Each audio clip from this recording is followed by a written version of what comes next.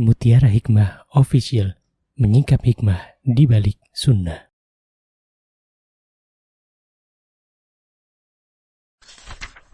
Salurkan donasi terbaik Anda untuk mendukung dakwah Mutiara Hikmah Official. Mari kita ikut serta dalam pembebasan tanah wakaf untuk pembangunan Masjid Mutiara Hikmah. Estimasi kebutuhan dana sebesar Rp1.125.000.000. Bagi Anda yang ingin menyalurkan donasi, bisa melalui rekening Bank BSI di nomor rekening 2200220245 atas nama Masjid Mutiara Hikmah.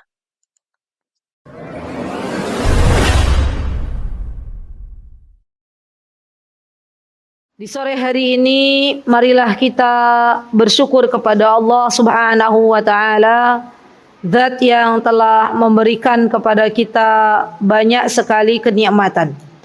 Dan di antara nikmat yang Allah Subhanahu wa Ta'ala berikan kepada kita, wahai saudariku, adalah ketika Allah Subhanahu wa Ta'ala memberikan kesempatan untuk kita bisa berjumpa dengan bulan Ramadan. Dan di antara nikmat yang Allah Subhanahu wa Ta'ala berikan kepada kita adalah ketika Allah Subhanahu wa Ta'ala memilih di antara banyaknya hamba Allah yang ada di muka bumi untuk kita diringankan kakinya mendatangi majelis ilmu. Insyaallah. Dan pada hari ini banyak di antara saudari-saudari kita yang ada di Purworejo hatinya belum digerakkan oleh Allah Subhanahu wa Ta'ala untuk mendatangi majelis ilmu. Dan ibu-ibu semua yang datang ke majelis ilmu ini adalah hamba-hamba pilihannya Allah. Kenapa Allah Azza wa Jalla pilih ibu-ibu untuk datang ke majelis ilmu? Karena Allah menginginkan kita semuanya untuk bisa masuk ke dalam surganya Allah Subhanahu wa Ta'ala. Allah menginginkan kita dimudahkan jalannya untuk menuju surganya Allah Subhanahu wa Ta'ala. Maka kata Syekh Utsaimin rahimahullahu taala, kata beliau, hendaklah seorang penuntut ilmu banyak-banyak bersyukur kepada Allah. Manakala Allah Subhanahu wa Ta'ala memudahkan kepada para penuntut ilmu untuk bisa mendatangi majelis ilmu. Insyaallah. Berarti ini artinya Allah sedang menginginkan kebaikan untuk kita semuanya. Kalau Allah tidak menginginkan kebaikan untuk kita ibu-ibu, maka kita akan berat mendatangi majelis ilmu. Rasanya ya, badan ini sudah ada niat tapi tidak datang. Ya. Pernah nggak ibu-ibu begitu? Pernah. Dan di antara nikmat Allah ibu-ibu yang perlu kita syukuri juga adalah nikmat sehat. Hari-hari ini di Yogyakarta itu banyak sekali ya informasi adanya hamba-hamba Allah yang saat ini diuji dengan sakit.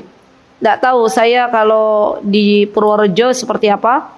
Tapi kalau di Yogyakarta itu termasuk di antara ustadzah kami yang mengampu di salah satu sekolah yang ada di tempat kami itu juga qadarullah lagi sakit. Ya. Dan ini adalah nikmat ketika Allah Subhanahu wa Ta'ala memberikan nikmat sehat ibu-ibu.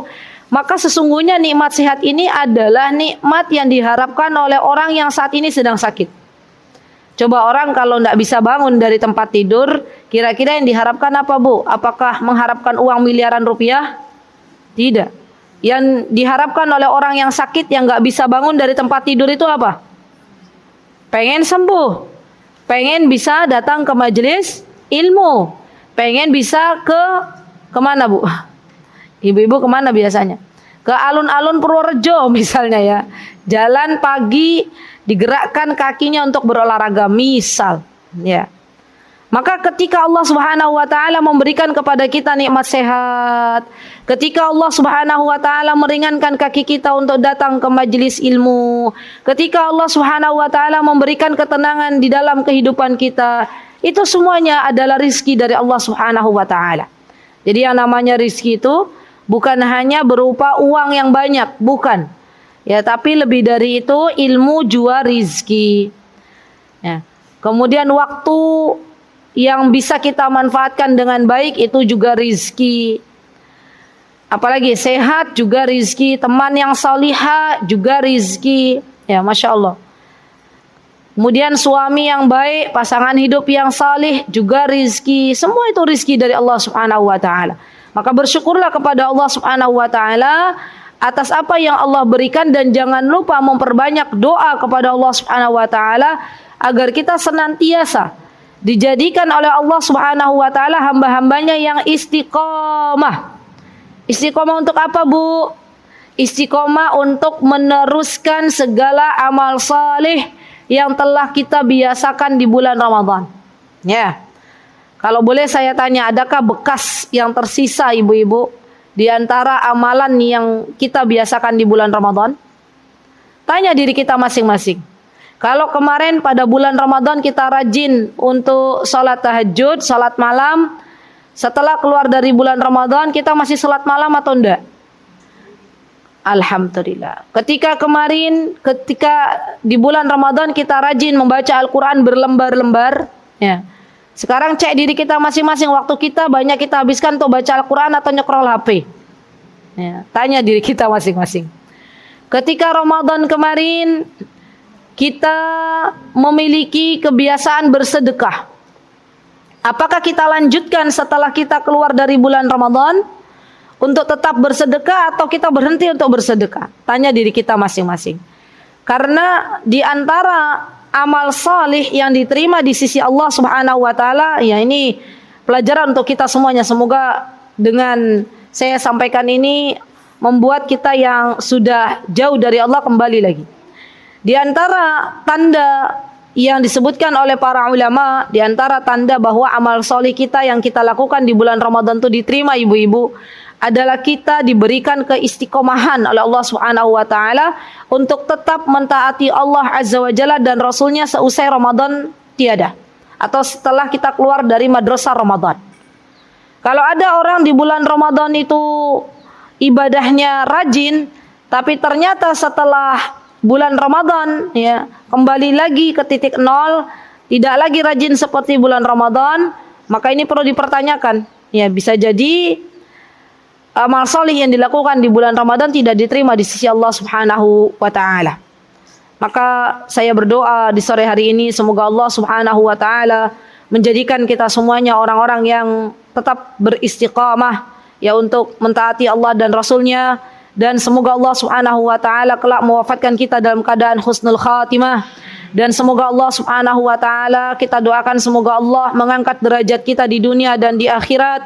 Semoga Allah Subhanahu wa taala memasukkan kita semuanya ke dalam syurganya. Amin, Allahumma amin.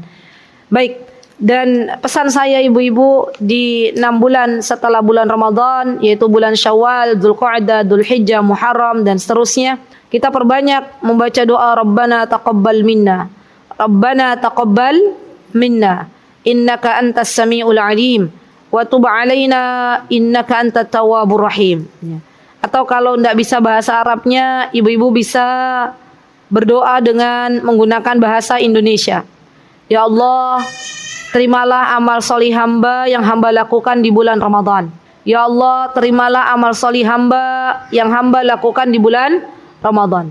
Karena orang yang merugi itu, Bu, adalah orang yang sudah bersusah payah menghabiskan waktunya untuk mengerjakan berbagai macam amal soleh, tapi ternyata ditolak oleh Allah Subhanahu wa taala, tidak diterima oleh Allah Subhanahu wa taala. Ini orang yang merugi. Sebaliknya, orang yang beruntung adalah orang-orang yang amal solihnya diterima di sisi Allah Subhanahu wa taala. Dan para sahabat ridwanullahi alaihim, di antara kebiasaan mereka setelah keluar dari Ramadan, mereka memperbanyak doa ini, Rabbana taqabbal minna. Maka dari itu kalau kita jumpa ya dengan kawan kita, misalnya di saat Idul Fitri, apa yang kita ucapkan kepada kawan kita, teman-teman, ibu-ibu? Taqabbalallahu minna wa minkum.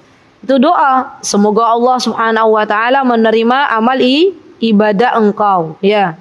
Dan semoga Allah Azza wa Jalla menerima amal ibadah kami semuanya, Masya Allah, atau kita semuanya, Masya Allah. Mutiara Hikmah Official, menyingkap hikmah di balik sunnah.